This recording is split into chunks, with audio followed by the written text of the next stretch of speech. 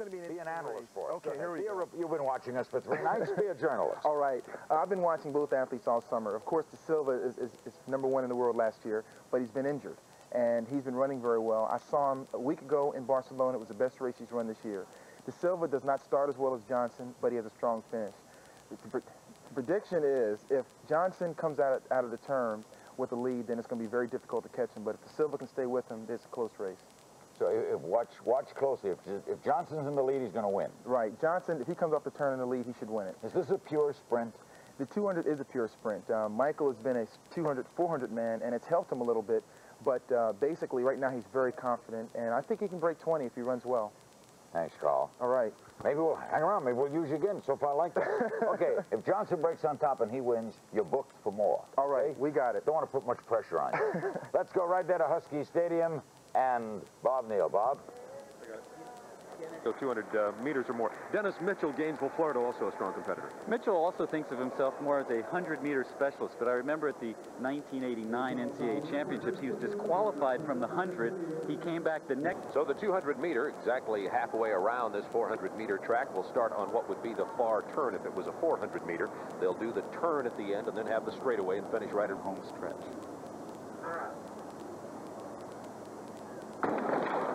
A clean start for the men's 200 meters from Husky Stadium. Johnson's out very, very well, as is Da Silva in lane 2. Da Silva in lane 2, Johnson in lane 4. Johnson in the red in lane 4 in the middle. It's Johnson and Da Silva. In lane 8, D.Mitchell. Johnson and Da Silva.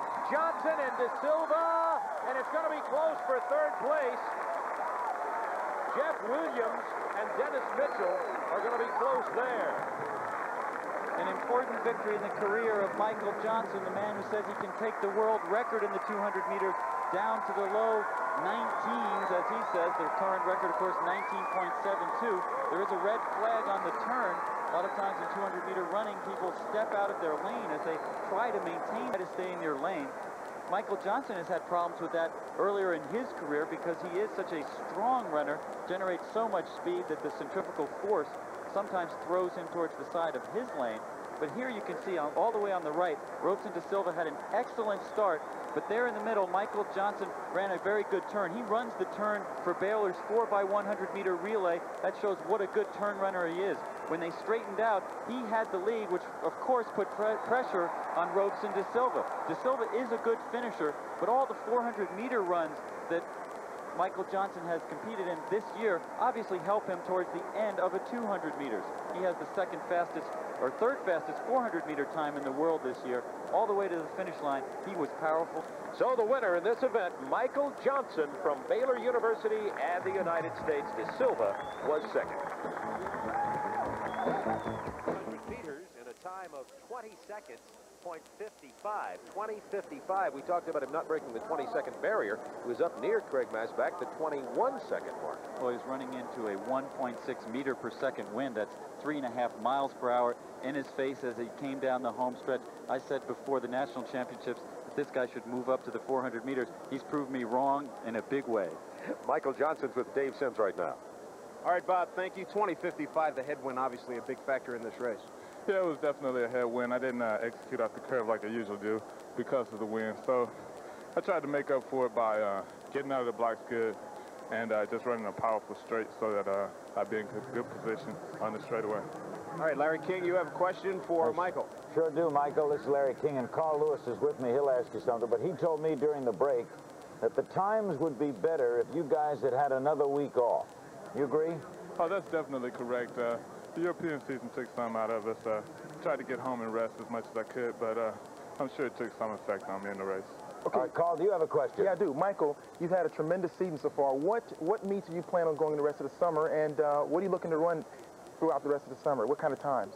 As far as what I'm going to run and what meets I'm going to run, that hasn't been decided yet, but I'm not looking for any particular time. Right now, I just want to win the races. Did you expect a tougher time today? I expected a better time, but I wasn't really concerned with the time. I just wanted to win. No, I don't mean the clocking. Did you expect a tougher time in the race? Did you expect a closer race? No, really, I didn't. I expected about what I got. Well, this is the way I've been running all summer, so I thought that I'd have a comfortable lead. Thanks. Thank you very much. And congratulations. Good job, Michael. One other quick thing before we break. Confidence. He said he expected to win. Yeah, he expected. Michael's been running tremendous. He has a lot of confidence, and it shows in his races. Does that make you faster? Definitely. You know, first of all, when you have a lot of confidence, you take chances, and those chances and risks sometimes come into wins. So when we see you tomorrow night, you'll be confident. Confident in taking those risks. This time, Carl, we're really letting you go. All right. Carl Lewis.